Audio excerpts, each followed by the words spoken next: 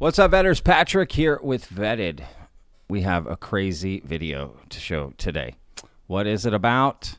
This picture right here. You see, yesterday during a congressional briefing with the UAP Disclosure Fund in Washington, which I did a live stream for 4 hours, I sacrificed myself for y'all. Luis Elizondo showed this picture during the briefing, and here's my initial reaction to this. Guys, audio bad. We need the audio up. Significantly large. This is an altitude of 21,000 feet.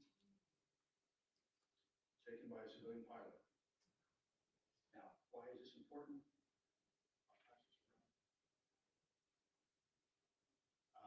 Show that picture again. Here we go.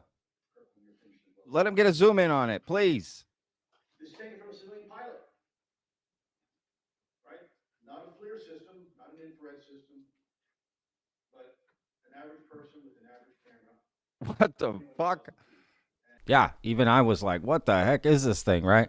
Now, we're going to take a look at some of the feedback of showing this picture, and it looks like it was debunked, so we're going to go over all of that.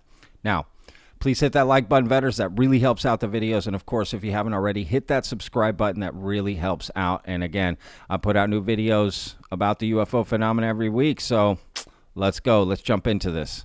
All right, so I've got a few bookmarks here on my Twitter to kind of go over some of this and how it was debunked. And Luis Elizondo even responded to all of this. So, you know, we've got it all. Let's go. Let's start with the first initial video here of him showing the picture, right? So let's do it.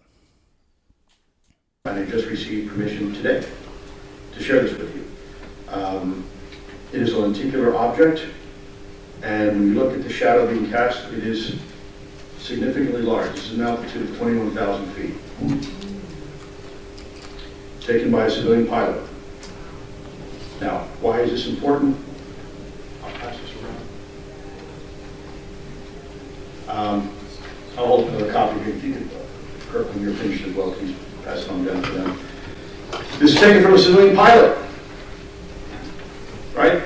Not a FLIR system, not an infrared system, but an average person with an average camera at 21,000 feet. And the object potentially is anywhere between 600 to 1,000 feet in diameter. It's a lenticular object, and it is silver. Now, I cannot vouch for the veracity of this photograph. I didn't take it. But this is an example of one of many, many, many incidents involving commercial and private pilots. And guess what? They don't know where to report it. Guess what? Congress has no idea that this has happened on a regular basis. That's a problem. So he shows the picture, says it's a silvery object, right? Could be 600 to 1,000 feet in diameter, taken by a civilian pilot, not FLIR, not this, not that. Now, he does say he can't, vouch for the veracity of the photograph because he didn't take it. And at first glance, it does seem absolutely insane, right? At first glance, it just seems like, this crazy picture, this crazy UFO picture, which I've never seen before, right? But let's continue to go with this. It looks like this photo was debunked. So let's go through a few of these images that I've got here. So this guy right here pretty much says he found the image, right? Pretty sure I found Elizondo's UAP, and it's an irrigation circle that Mick West and others had theorized. He puts a link to Google Maps. I'll put links to all of this so you can check it out for yourself. But there it is, and this is the picture, right? So, and then he did this overlay here. You can see it's identical. It's quite literally identical. So it's not a shadow. This part right here is not a shadow. It's just another irrigation circle. It's just on top of each other, right? But it makes it look like a shadow. It's quite literally the same thing. And look, Luis Elizondo even admits it's debunked. So let's look at his statement too. And I just received permission today. Oh, okay. So here we go. Luis Elizondo issues statement on debunked UFO he shared before Congress. So, as you know, I'm always first to admit mistakes, but this is not one of those times. The facts regarding the photo I shared from a private pilot, as I emphasized several times yesterday during the forum, are as follows. Number one, the specific photo had only just been provided to me by a private pilot that morning prior to the forum. Well, that's not good.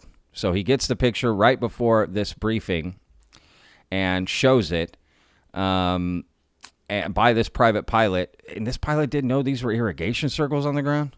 This almost seems like Luis Elizondo was set up to fail here. The photo had not yet been vetted. Well, they got vetted pretty quickly. The dimensions I quoted were per the pilot's own assessment of what he saw based on altitude and experience. This may be a very confused pilot. The purpose of me showing the photo was to illustrate the need for civilian and commercial pilots to have a central reporting mechanism to report potential anomalous sightings. I can agree with that. Totally understand. In this case, the pilot who took the photo using his own camera did not have a way to report what he believed was anomalous. Once again, as I stated during the forum, I only received permission to release it that morning and was only made aware of it shortly before. So my guess is he will not be doing that again, right? Taking a photo that someone gave him and just show this. I mean, they're at a congressional briefing. You would have thought they would have thought that out a little bit more, to be honest with you. Now, granted, I get at first glance, it looks like something anomalous, but just a little bit of digging and you find out what exactly it is. And it is kind of embarrassing, whether it's right or wrong, to have shown that, because that's all anyone's focusing on for that briefing is this photo, right, that got shown. So let's continue. But again, people do make mistakes. I get it. Not sure how many times I need to say it, so I will say it again. The photo was not yet vetted, and I made that perfectly clear. I guess the big question I have is, why would you then show that at a congressional briefing about understanding UAP? Like, this is your time to shine. You know what I mean? It's like walking up to the batter's box in a World Series game, bottom of the ninth, bases are loaded, and you just decide to take a bat you've never used before because some bat guy hands it to you. Like, hey, use this. And you're like, okay. You know what I mean? Like, you would think they would show things they've vetted and looked at and seem compelling to then show, right? You have a perfect opportunity, you have a perfect audience. So I don't know. But look, people make mistakes. These things happen. And I'm sure the UAP Disclosure Fund and everyone involved is thinking about that moving forward for any briefings that they may have, right? So lesson learned. They had issues with the audio as well. And again, I'm not here to judge. Those things are very difficult to put on and to do. There's a lot of moving parts. So I totally get it as a creator myself and doing live streams myself. Right. But you would think they would have this kind of stuff worked out, some of these kinks. And this was a pretty big blunder, you know. I mean, just being honest. I'm not saying people don't make mistakes, but you just own up and move on. I'm not going to hold it against everyone, to be honest with you, me personally. Let's continue here. This illustrates a bigger point here. When pilots or anyone else, for that matter, come out to share what they feel may be anomalous, are faced with fierce ridicule instead of productive dialogue from some in the UFO community. They learn quickly not to ever share again. I mean, part of that's true, right? There's going to be people that criticize, but there's also people that don't and have the respectful dialogue. So it's just going to come no matter what you show. So that kind of becomes a moot point, in my opinion, right? If pilots need everything laid out for them perfectly and want us to control everyone in the human population to make sure they don't get ridiculed, well, good luck. That's just never going to happen. You're asking something that is literally cannot be controlled. It is out of the hands of control. You know, that you're just going to have to face that. There's going to be ridicule. There's going to be all of these things. There's just no way around it, right? Pilots just have to get over that. I don't know what they want. As I communicated during the forum, my purpose of sharing the photo was simply to illustrate there is no central reporting mechanism in place for private and commercial pilots to report what they believe might be anomalous and for these photos or videos to be vetted. Now, that I agree with, and I've said that before on the channel. I came up with something called Apex, right, that would be the place to go and report these things worldwide. Everyone knows. Go to Apex, dude. Upload it. Let's see what's up. right? That's what we need. So I agree with this sentiment here. Hang on. I'm sliding down on my seat here. All right, let's continue the statement here. In the end, whether a private...